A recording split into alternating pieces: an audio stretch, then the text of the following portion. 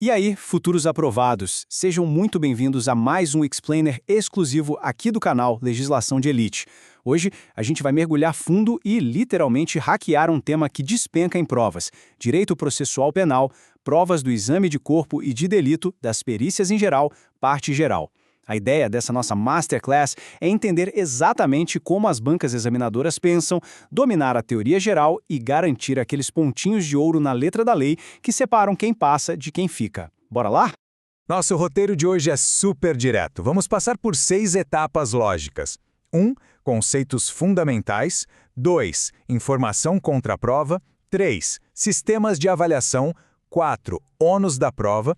5. Casos práticos. E fechamos com a 6. Pegadinhas comuns. Da base teórica, direto para a aplicação técnica. Então, começando logo pela seção 1, conceitos fundamentais, e o nosso subtítulo, definindo as regras do jogo. Em termos práticos, provas são simplesmente todos os meios lícitos usados para formar a convicção. E aqui vai o grande pulo do gato que muita gente esquece na hora da pressa. Quem é o destinatário final de toda a prova? É a polícia? É o Ministério Público para validar uma tese? Nada disso. O cliente final de todo o conjunto probatório é sempre o juiz. É ele quem precisa ter aquela certeza processual absoluta e inabalável para mandar alguém para a cadeia ou para absolver. E, obviamente, não rola fazer isso a qualquer custo. Meios de obtenção ilícitos estão liminarmente fora de cogitação. Eles contaminam o processo inteiro. Lembrem-se, tirar a liberdade de alguém exige certeza, e não só uma probabilidade. E compreender o tamanho dessa exigência nos leva direto para a nossa seção 2, Informação contra a prova. Subtítulo: Separando o joio do trigo. Olha, se tem um lugar onde as bancas adoram montar armadilhas inteligentes, é exatamente aqui, misturando o que rola na delegacia com o que rola no tribunal. De um lado da balança, a gente tem os elementos informativos. Eles são colhidos lá no inquérito policial, na investigação preliminar. Nessa fase, galera, não tem contraditório nem ampla defesa obrigatórios. A função deles é super restrita. Servem só para dar aquela justa causa, o empurrãozinho inicial para o promotor decidir se oferece a denúncia ou não. Do outro lado da balança, temos a prova, com um P maiúsculo. Essa sim é produzida já dentro da ação penal, na frente do juiz de direito, com todo aquele rigor do contraditório pleno. É só essa prova judicializada que pode basear de verdade uma sentença de condenação. Guardem isso como mantra. Elementos meramente investigativos, quando isolados, nunca vão sustentar sozinhos uma condenação criminal. Mas como o direito é essencialmente feito de regras gerais, e principalmente de exceções expressas na lei, a gente precisa dominar os 3 casos de ouro, onde elementos colhidos na fase inicial têm sim peso total para fundamentar uma sentença.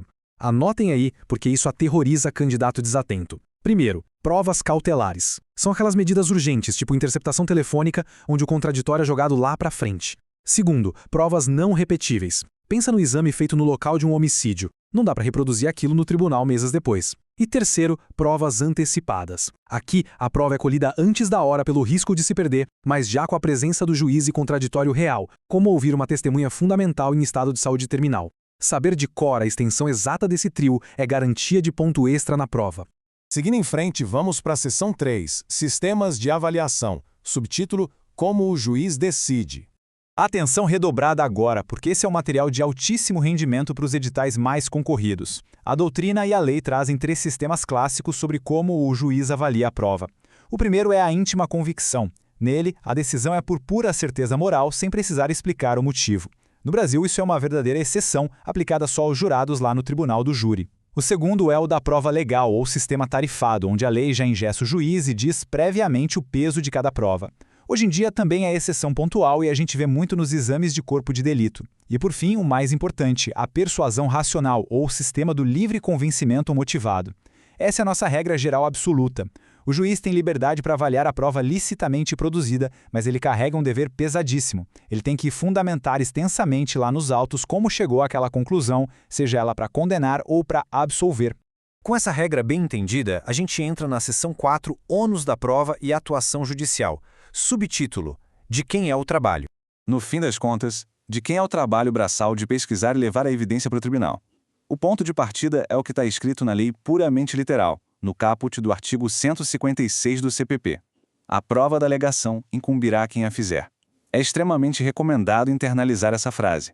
As bancas adoram cobrar a redação exata para testar se os candidatos reconhecem que a responsabilidade principal de provar um fato cai inteiramente sobre quem levantou esse argumento no processo. E como isso ganha vida na dinâmica do tribunal? Nota-se uma grande diferença de pesos. A acusação está tentando derrubar o estado natural de inocência de uma pessoa, certo? Então o fardo probatório deles é enorme. Eles têm a árdua missão de provar a autoria, a materialidade e que o ato é típico, além de qualquer dúvida razoável.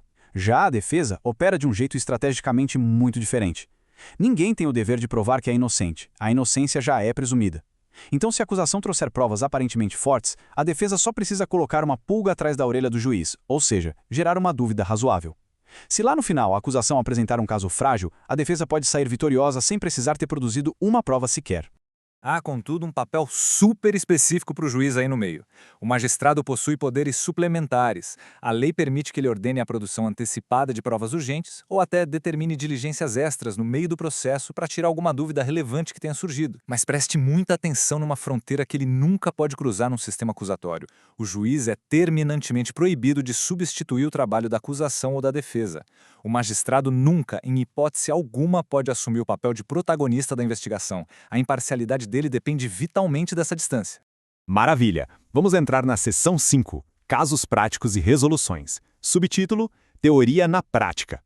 Chegou a hora de converter toda essa teoria num cenário real, para fixar o conhecimento. Imagina a seguinte situação de prova. Na fase de delegacia, o inquérito policial foi um arraso. A vítima reconheceu o réu, a testemunha ocular contou tudo e o investigado até confessou. Um volume absurdo de informações. Mas aí o processo avança para o juiz e, na hora da audiência, dá tudo errado. A vítima faleceu de causas naturais, a testemunha ocular sumiu no mapa e o réu exerce o direito de ficar em silêncio absoluto. Resumo, nada de novo foi produzido perante o juiz no contraditório. A grande pergunta é: pode o magistrado condenar esse réu usando unicamente aquele caminhão de coisas da fase do inquérito policial? A resposta do nosso sistema é contundente e sem margem para conversa. Não, a condenação é estritamente proibida por lei nesse cenário. O artigo 155 do CPP veda expressamente que o juiz fundamente sua decisão exclusivamente nos elementos da investigação. Se a história não foi confirmada em juízo, garantindo ao acusado o direito de confrontar tudo, aquele material policial perde sua eficácia condenatória sozinho. Na total ausência de prova colhida em juízo, a lei penal dita um único caminho legítimo, a absolvição absoluta do réu. Só para a gente enriquecer o contraste, quando é que a condenação seria perfeitamente válida? Ela rola nas combinações lícitas, onde o inquérito é totalmente confirmado por relatos em juízo, ou então através daquelas 3 exceções legais de ouro que já conversamos, inserindo provas não repetíveis, tipo laudo cadavérico, provas cautelares, tipo um grampo autorizado, e as provas antecipadas de urgência. Nesses casos super justificados, a base fica robusta e a condenação se sustenta tranquilamente lá em cima nas instâncias superiores. O que encaminha nosso raciocínio de forma brilhante para a última etapa. Seção 6, Pegadinhas e Erros Comuns. Subtítulo, Armadura de Prova. É imperativo ter atenção máxima à armadilha clássica do exame de corpo de delito, um alvo gigante das bandas. O artigo 158 do CPP determina que, quando o crime deixa vestígios físicos, tipo um arrombamento, falsificação ou homicídio, a perícia é indispensável. A historinha capciosa que os examinadores inventam é que se o réu fez uma confissão rica em detalhes, chorando muito e super emocionado, o exame técnico estaria dispensado. Pessoal, isso é totalmente falso perante a lei. Quando há vestígio material, a mera confissão do acusado jamais substitui o exame pericial. Lembra daquele sistema da prova tarifada? É ele atuando bem aqui. Outro grande pilar de segurança que adoram testar nas questões de lógica é o indúbio pro réu. Como frisamos o tempo todo nesse explainer, a justiça penal exige certeza incontestável para condenar alguém. O ônus de trazer essa certeza é de quem acusa. Por isso a regra é fria. Terminou o processo, teve todos os debates e ainda sobrou uma dúvida razoável na cabeça do juiz sobre o que realmente aconteceu, não existe margem para achismos. A dúvida reverte de forma compulsória a favor do acusado. Na incerteza, a lei manda absolver. E para fechar nosso aprofundamento estratégico com chave de ouro, deixo um desafio final de alto nível interpretativo para vocês. Imagina um processo criminal onde o Ministério Público está apático, conduzindo mal e falhando em produzir as provas contra um réu que parecia ser culpado lá no inquérito. Diante dessa falha monumental da acusação, o juiz, querendo a tal verdade real para evitar impunidade, pode assumir de forma agressiva esse papel investigativo e ir atrás das testemunhas por conta própria só para garantir uma condenação justa? Com base em toda a nossa estruturação, a resposta definitiva é um sonoro não.